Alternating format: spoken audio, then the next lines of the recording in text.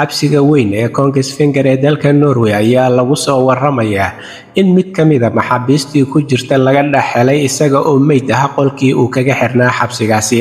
Arrintan ayaa timid maalinnimadii Sabtida kadib markii booliska lagu wargeliyay oo ay si wadajir ah ula xiriireen hay'adda adeegga maxaabiista iyo sidoo kale kuwa baaritaanada kuwa oo u sheegay in xabsigan laga dhaxelay qof meyd ah oo ka mid ahaa maxaabiistii ku jirta xabsigan isaga oo weliba ku sugan qolkii uu kaga sugnaa ama uu kaga noolaa xabsiga.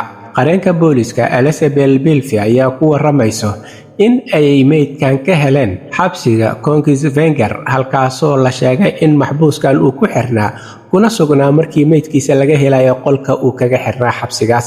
Booliska ayaa sheegay in ay baaritaan ku sameynayaan arrintan waxaana lagu soo waramayaa oo ay qareenka boolisku sheegtay in hadda la baarayo meydka qofkani ku dhintay xabsiga oo ay sheegtay in ay baaritaan ku hayaan hay'adaha kala duwan ee hawshaas u xilsaaran.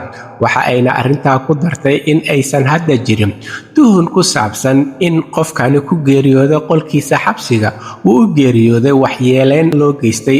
Waxa ayna booliska hadda ku waramayaan oo ay si hordhaca u sii sheegeen in aysan hadda muuqan astaamo muujinaya in qofkani uu u geeriyooday faldambiyeed loo geystay.